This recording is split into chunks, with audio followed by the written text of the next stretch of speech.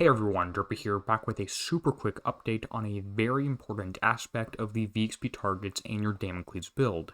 Make sure you go ahead and watch this through and send it to someone as well, because otherwise people are going to be making a bit of a mistake.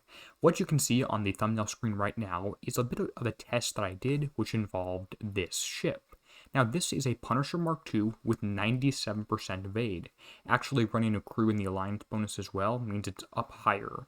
I use the ship to test and see if something hits this thing, it's probably not accuracy based, but if something misses this 97 out of 100 times, which is basically every time, then that is probably accuracy based. Let's go ahead and take a quick look at a little bit of a test that I did and I ran through. Now this is the Punisher Mark II, 97% evade, slowed down to 2/3% here, and this is against a radioactive thrower. What you just saw, and you'll keep seeing again here, is that the thrower misses every single time. Now, you would expect a radioactive thrower to do splash damage, or at least area of effect damage of some sort. What we're seeing right here, it's sort of like a long-range shotgun, a sniper rifle shotgun with birdshot. It makes no sense. So this turret right here is accuracy based. If I were Kixeye, I would hope that this will be changed to have a different visual, and it's something that's clearly accuracy based rather than something that you look at it and you think splash damage.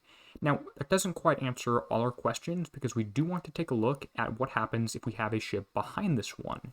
So here's that same Punisher Mark II and a Damocles right behind it, just some other random ship. And you can see that everything is shooting at ship 1, the Punisher Mark II, and it's taking no damage, which is fantastic because it means if we build one ship with a really, really high evade, then things will work really, really well because that ship tanks. Now, it does bring into the question, what should you do with the build for your ships here? Should you put Guidance Scrambler 3 on all 5 ships? By the way, don't use Agility System 4. It provides 0 extra benefits and just has a much longer repair time. Do not use Agility System 4. If you were going to do that, Guidance Scrambler 3 will save you like a few hours of build time. Now, what I had right here and what I was running before was a build that was just no evade on it at all because I didn't really see the benefit. So what you saw right here, and let me just load in the last 2 armors here so it makes sense, is this is the build that I had recommended and I had came up with before seeing these targets. This is also what I came up with and showed you in my last video. Now, I did mention that there was a possibility, there was lots of evade-based stuff in here, and this might need to be Guidance Scrambler 3 or some other special. So I did make this video probably a little bit too early. Now, looking at a few important stats here, we see evade bonus is at 50%. This is not quite at U2, so it doesn't have that plus 10%, it will go up to 55, and I do have the heavy weapon already on here, so 55% evade is not bad. If we were to take all 5 ships and run Guidance Scrambler 3 on all 5 of them, that evade is going to go up from 50% to significantly higher, more like 75%. Doing that, you lose a lot of damage and a lot of speed from dropping Welded Barrel System. Because remember, Welded Barrel System here gave a lot of bonuses. It gives you ballistic critical chance, it gives you ballistic critical damage, projectile speed, combat speed. It's a really nice special, and I would love to use it on 4 ships and have the flagship be a tank. Now, what was suggested to me by Hefe, and I really like this suggestion actually, was you want to increase evade, but you also just want the tank flagship to go slightly faster than everything else. So movement right here is 132, and evade bonus is 50%. Let's take one ship, instead of using this plus 25 bonus combat speed special, let's use Hyper 30 on one ship.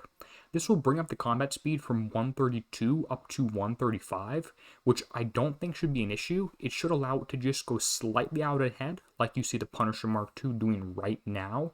So everything shoots at this one, and if it does damage, it will, or if it's shooting at you, it will shoot at the fastest ship. That's why you have 135 right here. It also does bring evade bonus up by about 15% here, which is fantastic.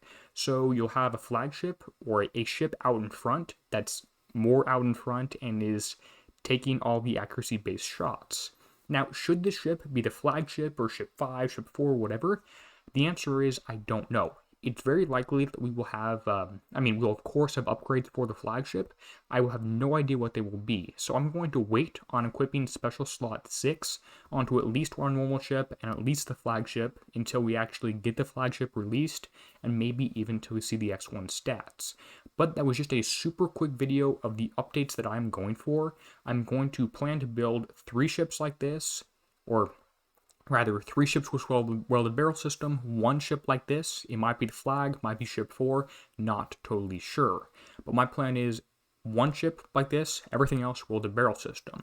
Now, that was just a super quick update based on these tests that I've done.